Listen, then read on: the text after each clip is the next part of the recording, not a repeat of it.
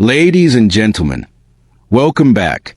If you thought the royal family had finally found a moment of quiet after months of health scares, hospital visits, and carefully managed public appearances, think again.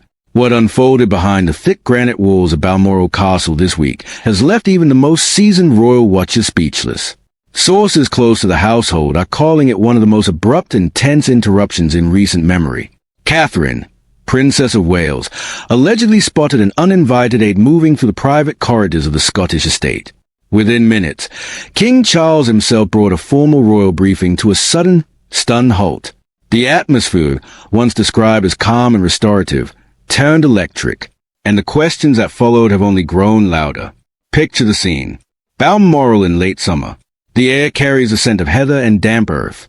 The castle, that great grey fortress that has sheltered the Windsors for generations, stands watchful over the Dee Valley. King Charles had retreated north for a period of focused work and quiet recovery. Briefings on environmental initiatives, Commonwealth matters, and the ongoing adjustments to the working royal schedule were scheduled in the private drawing rooms. These were not photo opportunities. They were serious, closed-door sessions meant to keep the machinery of monarchy running smoothly while the king continued his treatment and the Princess of Wales gradually increased her own public duties.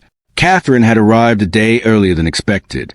Those familiar with her habits say she prefers to settle in quietly, to walk the grounds, to reconnect with a landscape that has long offered the family a rare sense of privacy. She was not scheduled to attend the morning briefing. Yet something drew her toward the wing where the king was meeting with a small group of senior aides and advisors. According to accounts circulating among those with knowledge of the household, she noticed a figure who did not belong. The man was not on the official list. He wore the discreet dark suit that marked so many of the palace staff, yet his presence triggered an immediate reaction in Catherine. She is known for her sharp observational skills and her protective instincts toward the family, especially after the intense scrutiny of the past 2 years. Sources claim she paused in a doorway, watched for a moment longer than politeness would allow, and then moved with quiet purpose. Within minutes the king was informed. The briefing stopped. Not paused. Stopped. Papers were gathered. Voices lowered. The uninvited individual was escorted from the room and, shortly afterward, from the immediate vicinity of the private apartments.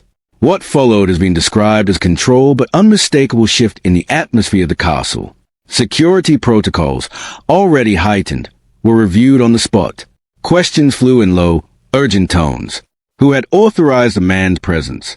How had he gained access to a corridor so close to the king's working space? Why did Catherine's recognition of him carry such weight?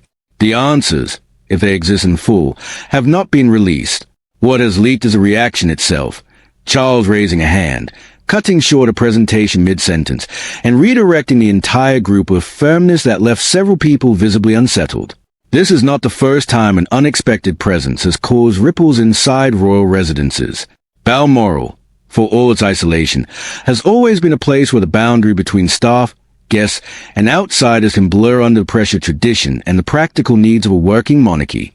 Yet the combination of Catherine's direct involvement and the king's immediate decision to halt proceedings has elevated this incident beyond ordinary procedural hiccups. It suggests a level of concern that goes deeper than a simple scheduling error. Those who have followed the royal story closely will remember how carefully the family has managed access in recent years. After the upheavals of resignations, health announcements, and the constant pressure of public expectation, trust inside the household has become a carefully guarded currency. Catherine, in particular, has been praised for her ability to read rooms and people. Her decision to flag the aide's presence is being interpreted by some as evidence of that same instinct. Others wonder whether the man's appearance was connected to a larger, still unexplained thread running through the current chapter of royal life. The briefing that was interrupted had been intended to cover several practical matters. Updates on the king's environmental work. Coordination around upcoming engagements. A quiet review of how the Waleses would balance their increasing responsibilities with a need to protect their children's privacy. None of those topics reached their conclusion that morning. Instead, the focus shifted entirely to internal security and the verification of every person moving through the private areas of the estate. Staff who were present described a sudden tightening of the usual rhythms. Doors that had been left casually open were closed. Conversations that might once have been conducted in open corridors moved behind closed ones. Outside the castle walls, the Scottish landscape continued in its usual timeless way. Tourists still drove the public roads at a respectful distance. The River Dee still ran cold and clear. But inside, the ordinary business of monarchy had been displaced by something sharper. Charles, known for his preference for order and thorough preparation, is said to have been particularly disturbed by the breach. The idea that an unvetted individual could move so close to a formal working session struck at the heart of the controlled environment the family tries to maintain at Balmoral. Catherine's role in the discovery has become the most discussed element among those following the story. She was not supposed to be in that part of the castle at that hour.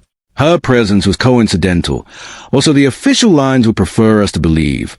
Yet the speed with which she identified the anomaly and the weight given to her observation suggests something more deliberate.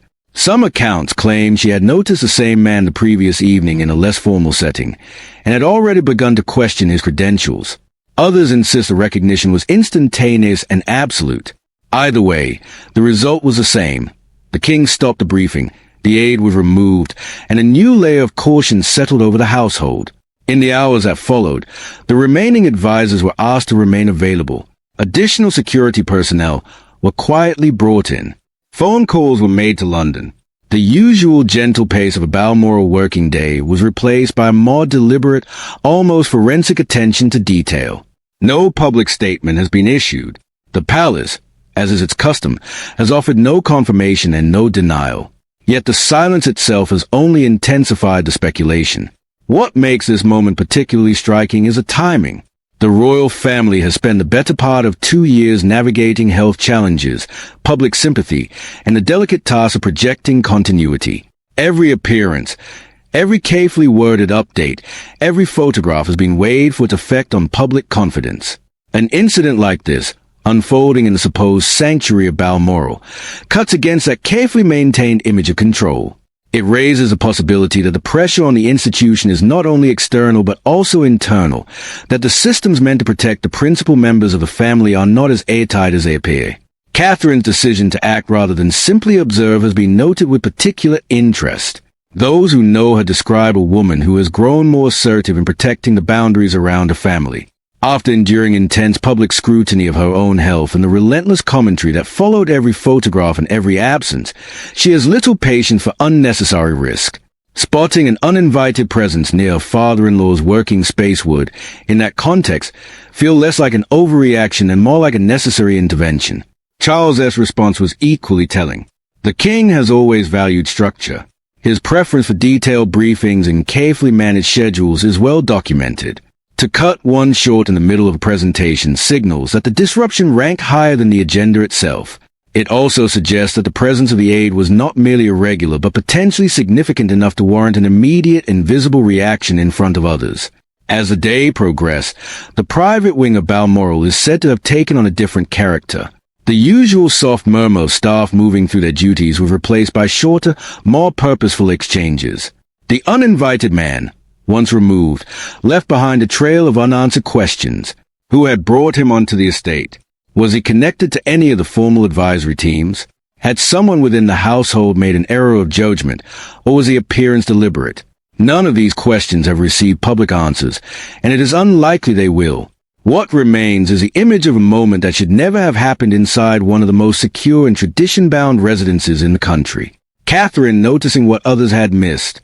Charles choosing to stop rather than continue.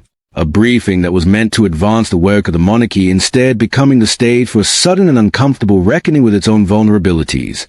The story continues to develop in the quiet way these royal dramas often do. No dramatic press conferences. No official statements filled with carefully chosen phrases. Just a steady accumulation of details from those close enough to the household to sense the change in temperature. And the growing sense that what occurred at Balmoral this week was not a minor administrative failure, but a revealing crack in the carefully maintained surface of royal life. For now, the castle stands as it always has, solid and watchful against the Scottish sky. Inside its walls, the King and the Princess of Wales have returned to their respective duties with an added layer of vigilance. The interrupted briefing has been rescheduled. The uninvited aide is no longer present. Yet the questions he left behind continue to circulate, unanswered and increasingly insistent. And that, ladies and gentlemen, is only the beginning of what this incident may ultimately reveal. The questions left hanging in the corridors of Balmoral have only grown sharper in the days since the briefing was cut short. Those with knowledge of the household describe a quiet but determined effort to reconstruct exactly how the uninvited aide moved so freely through spaces reserved for the most senior members of the family. Access logs were examined. Staff rotas were cross-checked. Every visitor list for the preceding 48 hours came under fresh scrutiny. Yet the answers remain incomplete, and that incompleteness itself has become the story. Catherine's role continues to draw particular attention. Multiple accounts suggest she did not merely glance at the man and raise an alarm. She is said to have fixed him with a look of recognition that made those nape eyes straighten instinctively. One source close to the private apartments claimed she spoke only a few quiet words to a senior member of the household staff before the message reached the king. The speed of the chain reaction implies both a certainty and the weight her judgment now carries inside the family. After everything the Waleses have endured, few are willing to second-guess her instincts. King Charles's decision to halt the meeting mid-flow has been described by those present as uncharacteristically abrupt. The monarch is known for patience in formal settings, for allowing presentations to run their course even when the content is dry. On this occasion he raised a hand, asked for the room to be cleared of all non-essential personnel, and directed that the individual be removed at once. The remaining advisers sat in an uncomfortable silence while the king conferred briefly with his private secretary.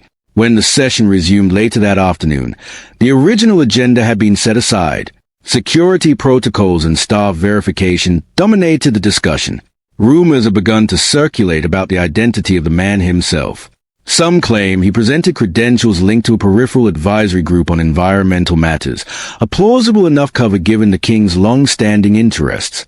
Others insist the paperwork was forged or outdated, and that no one in the immediate circle had authorized his presence that morning. A more unsettling suggestion is that he had been seen on the estate in previous weeks under a different pretext and had simply never been properly challenged. None of these versions has been confirmed. All of them point to the same uncomfortable conclusion. The systems designed to protect the royal family at their most private residence proved porous at a critical moment. The wider household has felt the aftershock. Staff who once moved with easy familiarity through private wings now find doors locked and questions asked. The usual Scottish informality of Balmoral has tightened into something more formal, more watchful. Catherine is reported to have spent additional time with her children in the days that followed, keeping them close while the internal review continued.